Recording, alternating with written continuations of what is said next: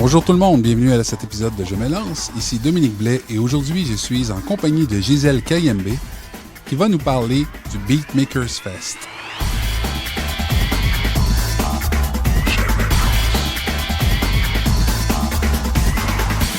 Alors bonjour Gisèle, comment vas-tu? Bonjour Dominique, je vais très bien. Merci. Ça fait plaisir de te revoir. On s'était croisés à quelques reprises, notamment lors d'un autre événement que tu animais. Oui. Et là maintenant, tu organises avec les étudiants de l'Institut Trébasse une nouvelle activité. Parle-moi de ça un petit peu. Alors, on organise un festival qui est spécialement adressé aux beatmakers. Donc, on a intitulé Beatmakers Fest, qui va se tenir le 4 septembre de cette même année, donc 2019, à La Vitrola. Je sais pas si je vais quand même donner l'adresse pour être sûr que les gens ne se trompent pas. Voilà, La Vitrola se trouve au 4602 boulevard Saint-Laurent à Montréal. Et donc, à partir de 19h, on va transformer ce petit lieu festif en un lieu vraiment intéressant pour toutes les personnes amoureuses de la musique hip-hop, R&B ou du rythme, tout simplement. Et là, c'est la première édition du Beatmakers Fest. Exact, c'est la première édition. Et on s'attend à quoi dans une soirée comme ça? Mon Dieu, on s'attend à plein de surprises. On s'attend à beaucoup de bonnes choses. On s'attend à avoir, à déclencher une bonne humeur qu'on n'aura peut-être pas en venant, je ne sais pas.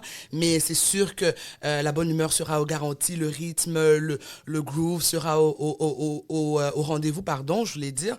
Et ce qui va se passer, au fait, Dominique, c'est qu'il y aura, on s'attend à avoir 8 beatmakers, donc ces compositeurs dont on parle moins. À notre avis, au fait, on a décidé de le faire parce qu'on se dit, c'est quand même des héros dans l'ombre. Quand on écoute une chanson, on a l'habitude de prêter plus d'attention sur le musicien ou l'artiste qui interprète la chanson, mais c'est quand même important, on s'est dit, de penser à ces compositeurs, ces gens qui conçoivent ces rythmes, ces gens qui pensent à tous ces instruments, comme la musique instrumentale. Et c'est comme ça qu'on s'est dit, tiens, on va leur donner une plateforme, ils vont venir présenter ce qu'ils font, le mieux au public montréalais précisément. Et donc, c'est ça qu'on va faire. À part ça, en fait, ça sera le gros... en fait, c'est pour eux, c'est pour les beatmakers qu'on organise cette soirée-là. Mais en parallèle, il y aura des petits moments comme ça, des petits clins d'œil avec des danseurs hip-hop. Il y aura des clins d'œil avec des rappeurs. Il y aura les beatbox. Donc, je suis sûre que toutes les personnes qui nous entendent en ce moment, qui aiment la musique hip-hop, le R&B, ou peut-être qui aimeraient découvrir autre chose, je suis sûre qu'ils auront leur place ce jour-là. Et j'ai même entendu dire que l'ensemble de la communauté de Trébasse sera là, dont, entre autres, les étudiants en film qui vont venir prendre des images de l'événement. C'est ça qui est génial, au fait, parce que nous, au fait, nous sommes en coordination d'événements. Mais ce qu'on va faire, c'est qu'on va essayer, on va coordonner l'ensemble de l'événement, mais on ne sera pas seul. On aura nos collègues de l'équipe de vidéo, comme vous dites, qui vont filmer toutes les étapes de ce gros événement-là. Ils vont même filmer le jour de l'événement. Et puis, on aura aussi nos collègues de MBA, ceux qui font la musique comme un... La gestion dans la gestion dans l'industrie de la musique, c'est quand même des professionnels en ça. C'est eux qui vont nous conseiller tout ce qui est en rapport avec les bons beatmakers. Donc, on va travailler avec eux, tous les musiciens, parce qu'on aimerait vraiment avoir la crème de la crème ce jour-là pour que notre public soit servi comme il le faut, comme il se doit plutôt. Donc, c'est ça, on ne sera pas livré à nous-mêmes. On a une belle équipe, belle chimie pour un bel événement. Et même la sonorisation de la soirée va être assurée par des étudiants ici en sonorisation, des finissants. On aura même des étudiants en conception sonore qui vont présenter leurs œuvres.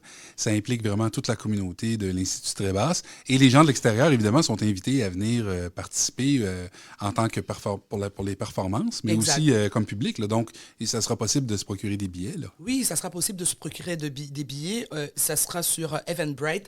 Tous les renseignements en rapport avec les billets, Dominique, vont suivre. Mais ils peuvent déjà retenir que les billets seront au coût de $20. $20, mais pour une soirée inoubliable. Avec une possibilité, ça on y reviendra encore, on essaye de planifier ça, mais ce qui serait aussi intéressant, à part le fait qu'il n'y aura pas que des beatmakers qu'on va voir ce soir-là, qu'il y aura des danseurs, des chanteurs, des rappeurs hip-hop, et à la fin, on aura même un DJ professionnel qui nous viendra de très basse également, qui va nous faire bouger un petit peu pour boucler la boucle à la fin.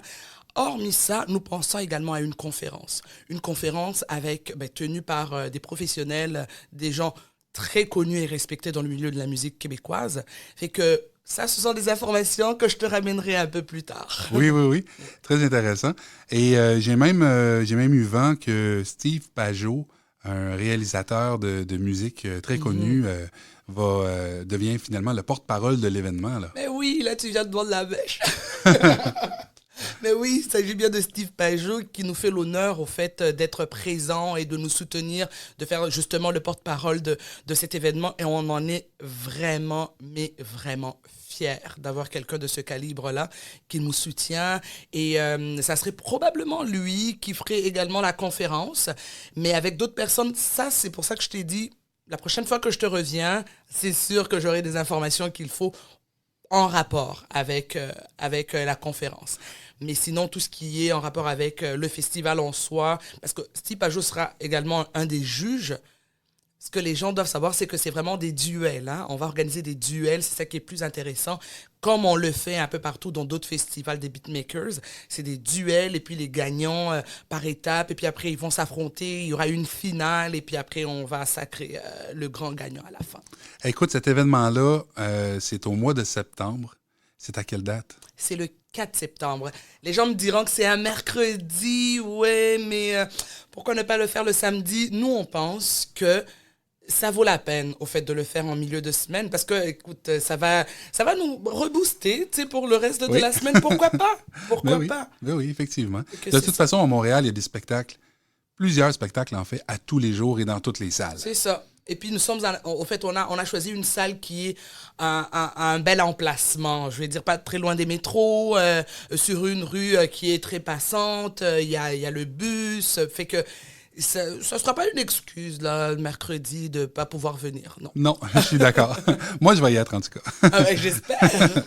Écoute, je te remercie beaucoup. Là, finalement, on vient un petit peu de lancer ce concept-là dans les airs. On vient de l'annoncer officiellement.